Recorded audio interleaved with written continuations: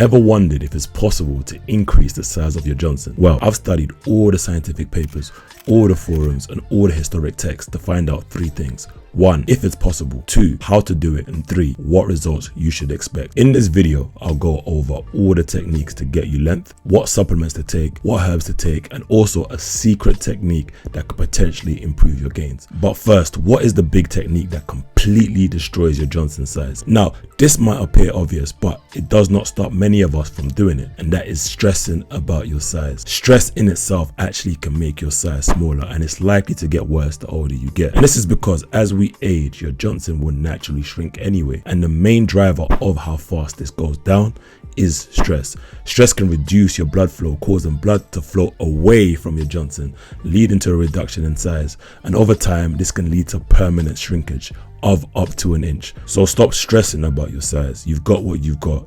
Don't stress it. Yes, you might be able to improve what you have ever so slightly, but if you stress it, you're more likely to show up smaller when it's time to show your full potential. And there's another big mistake that causes this too, and that is belly fat. As a man's belly grows, so does his pubic pad.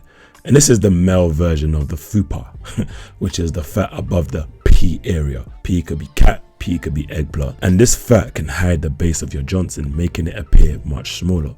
And it's said that if you lose around 30 pounds, it can add up to an inch to your appearance. No, it won't make you bigger, but it will appear larger because you have less belly fat. So this is the primary benefit, but there's a secondary benefit of losing belly fat. This secondary benefit is that it can improve your hard-ons and improve your ability to get hard. People who tend to have higher body fat sometimes have issues maintaining a hard-on. Think about your Johnson as a balloon. If it's half full of air or blood, it won't be good. But if it's full, it will appear as large as it can be. So this is a double benefit. And also, if you groom well, this might help give you a little bit more extra appearance of size. Hey, for some guys, every little helps, like Tesco. Tesco, every little helps. So those are the basics, but after you fix the basics, what's the correct way to approach growth? Well, you need to approach it from 3 different angles. The first is herbs, which we'll speak about next, then exercises, and 3, then tools, things to help you recover well. But remember, size is not everything. A lot of the reported techniques can also be damaging to your Johnson. What would you rather have?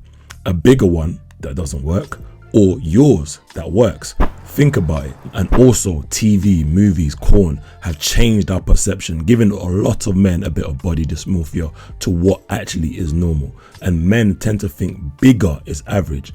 And truth be told, studies show that the average erect Johnson is around 5.16 inches. And this can vary based on where you are in the world. There's certain countries that the average is higher and certain countries that the average is smaller. So if you've got a 4, it's not far from the average, and you can still reach some key points on your partner, such as the G spot, which is about 2 to 3 inches in, or the A spot, which is about 4 to 6 inches in. So to put that into context, if you've got between 3 to 5, you're with 33% of men. And if you've got about 9 or above, you're with around 0.7% of men. And if you've got 7 to 9, you're with about 7% of men.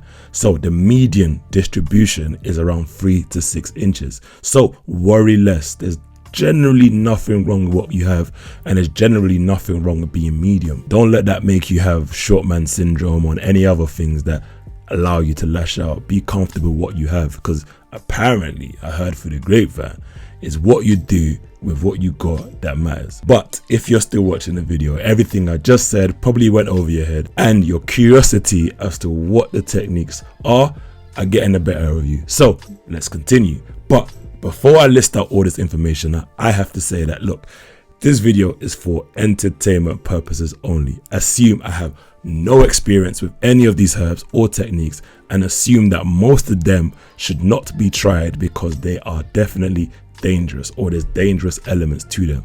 So if you want to look into these further, be sure to dive deep into your research. Anyway, with that disclaimer out the way, let's dive in. As long as the internet has existed, there's always been male enlargement scams, and these are just that, they're scams, and most of them use African medicine to trick people out of their money, because people love the mysticism of some of these tribes and their elongated Johnson's. But there are some tribes in Africa that have been shown to have unique elongation methods that work, especially for their youth going from childhood and their initiation into manhood. One of these tribes is the Samba people, and some of what they do is pretty much insane. They cut a hole in a tree and they essentially put their something in the tree and wait for it to get engulfed by the wood, and that's not something you want to do. But there's something that they do have as part of their initiation, is a herb called Mondia Wite, and there might be some actual science to this herb or why it's perceived to be useful. Animal studies shows that this herb can increase nitric oxide and increase erectile function, which, as I've said before, this increase in nitric oxide can help with blood flow that can help the balloon go to its full potential. But whether it does anything for your actual size is up for debate. Other herbs that have positive impacts on your erectile health and thus your perceived size is things like horny goatweed, Tribulus terrestris, and hawthornberry. Also, another herb that I've touched on recently, if you click the eye, is called Cistange, and this has been known as the stalk enlarger. The actual study that this is based on is from an animal study, and I really doubt you can extrapolate enlargement benefits from a rat to a human.